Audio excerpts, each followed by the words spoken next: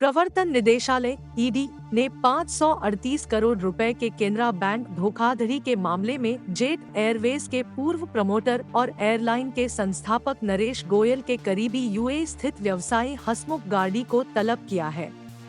केंद्रीय agency money laundering में शामिल होने के संदेह में गार्डी से पूछताछ करेगी, जिसका नाम पनामा पेपर्स में भी है। एजेंसी के सूत्रों ने पुष्टि की कि गार्डी को हाल ही में बुलाया गया था, लेकिन वह अभी तक नहीं आया है और उसने कुछ भी संवाद नहीं किया है।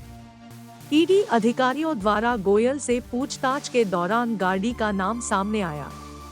गोयल और अन्य के खिलाफ ईडी का मामला नवंबर 2022 में केनरा बैंक की एक शिकायत पर मई में केंद्रीय जांच ब्यूरो (सीबीआई) द्वारा दर्ज की गई पहली सूचना रिपोर्ट (एफआईआर) के आधार पर दर्ज किया गया था, जिसमें आरोप लगाया गया था कि परिचालन के लिए दिया गया ऋण एयरलाइन के काम का इस्तेमाल निजी खर्चों के लिए किया गया।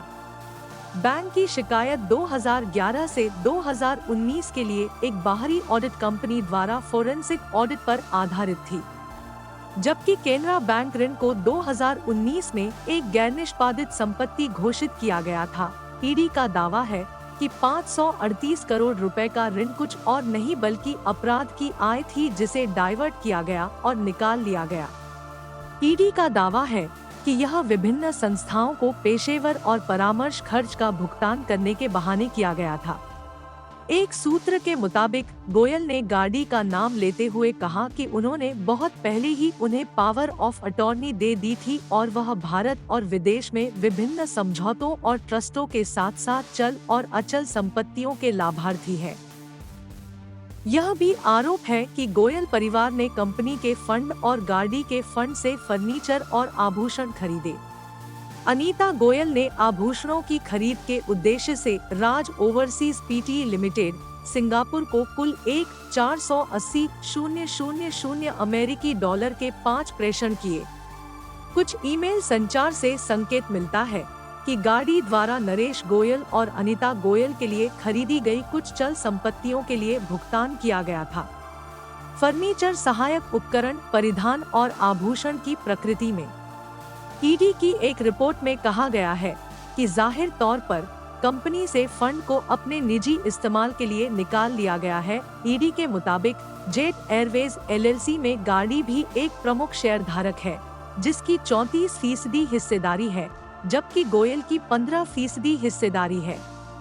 Jet Airways LLC Jet Airways of India Inc का 100% शेयरधारक है।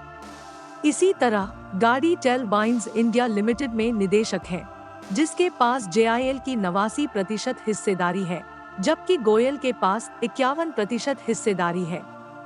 गार्डी और Goyal jet enterprises private limited में संयुक्त शेयरधारक भी हैं। ईडी के अनुसार डनब्रिज बिजनेस डेवलपमेंट इंक के नाम से एक बैंक खाते में गार्डी अधिकृत हस्ताक्षरकर्ता और गोयल लाभार्थी है। मौजूदा मामले में ईडी ने 1 सितंबर को गोयल को यह दावा करते हुए गिरफ्तार किया था कि उन्होंने अपने परिवार के सदस्यों को कंपनी में नियुक्त करके और अपनी बेटी द्वारा बनाई गई कंपनी के वेतन का भुगतान करके बैंक ऋण की हेराफेरी की और कंपनी के धन का दुरुपयोग किया।